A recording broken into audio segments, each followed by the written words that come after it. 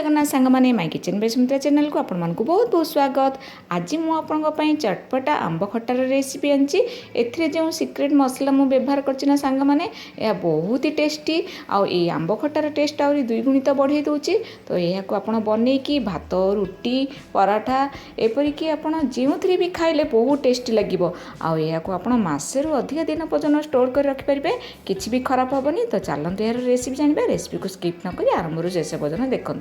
तो देखो आंब खटापी मुझे आधा किलो आंब नहीं एमती छोट छोट पीस्रे मुझे काटिदेची। तो आंब काटा पूर्व आम प्रथम धोईदेकी भल भाव पोछि देकी कौन करना काटिदेची एमती छोट छोट कर आम देखो गैस ऑन करी कड़ाई बसवा से सोरिष गोटे टेबुल स्पून पान मधुरी गोटे टेबुल स्पून नहीं मेथी मु हाफ टेबुल स्पून नहीं मिर्सिया पत्र अल्प किसी मिर्सिया पत्र नहीं। तो ताको भल भाव में भाजीदे और गैस फ्लेम को आप मीडियम रखी भाजबे। तो बेसी कड़ा कर भाजबे जस्ट टिके भाजीला आम गोटे गिना को बाहर करदे। तो आम तापर गैस ऑन करके कड़ाई बसईदे से कड़ाई देदेबा 2 टेबुल स्पून घी देदेबा। घी देकी आम गुआ घी देकी आम कौन कर आंब को प्रथम आम भल भाव में भाजीदे। तो देखो ये भाव में आम कौन कर एपट सेपट कर उल्टेदे। तो देखो बर्तमान मोर आंब भाजी गला प्राय 5 ରୁ 10 मिनट भितर आम आंब भाजी गला टाइम लगे। तो ताको आम गोटे बाउल को बाहर करदे। तो देखो मोर काढ़ी देछि आंब भजा को तापर से कड़ाई आम कौन करवा ना से देदेबा आउ घी 2 टेबुल स्पून देदेबा। दे सारा पर से पंच फुटण देदेबा 2 टेबुल स्पून दे सारा पर पंच फुटण फुटी सारा पर से भृषंग पत्र किसी देदेबा। भृषंग पत्र पर हिंग मु हाफ टेबुल स्पून देकी आम कौन करवा ना टिके उल्टा उल्टी करदे। तापर मुझे सुखिला लंका भी देदेछि 2टी।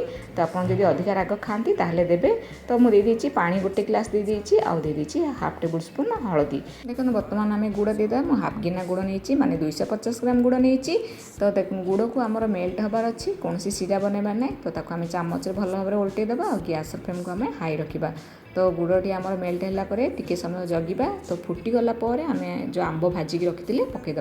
देखो मोर पानी फुटी जाइए गुड़ पानी गुड़ सहित भी मेल्ट हो जाइए। आम आंब जो भाजिक रखी बर्तमान देदेबा देकी भल भाव में उल्टेदे। उल्टे सारापर लुण देदेछि गोटे टेबुल स्पून लुण देदेछि देकी आम कौन कर भल भाव में घाटी देकी पूरा घोड़ेदे लिड बंद करदे। तापर आम लिड खोलिकी गोटे टेबुल स्पून देदेछि काश्मीर रेड चिली पाउडर यह केवल कलर पर देछि। तो बहुत बढ़िया कलर आसते। तापर आम जो मसला भाजी रखते ठंडा हो ग्राइंडिंग करदे। प्लेन करेंगे टी खदड़िया रखिए पार्टी को लगे बहुत ही टेस्ट लगी है आंब खटारे। तो ये मसला को बर्तमान देदेबा आउ देकी भल भाव में आम कौन करवा आंब सहित ये मसला को बहुत भल भाव में मिक्स करदे आंब खटा सहित। तो देखो मोर ये मसला सहित आंब खटाटे मिसी आंब भल भाव में सीझी जाइए। तो ये मसला पकड़ा द्वारा बहुत ही बढ़िया टेस्टी आसता है और ये भाव में आप करूँ केमी लगे मत कमेंट माध्यम निश्चित जनइबे। जदि मोर भिडियोटी भल लगे निश्चय लाइक करेंगे सांगसाथी और रिलेटिव मानक शेयर करेंगे। जदि मो चैनल को एपर्यंत सब्सक्राइब करना सब्सक्राइब करेंगे और सब्सक्राइब बटन पाखे छोट बेल आइकन को प्रेस करदे जहाँद्वारा मोर सब ना भिडियो नोटिफिकेशन आपन पाखे सर्वप्रथम पहुँच पार। और इंस्टाग्राम फेसबुक जब देखुं मोर सुमित्रा मिश्र होची आईडी ताको फॉलो करेंगे। तो देखो मोर प्रस्तुत होगा चटपटा आंब खटा आ मोर भिडियो सब आपण मानक भल लगे ना नहीं मत कमेंट माध्यम निश्चित रूपे जनइबे। धन्यवाद। जय जगन्नाथ।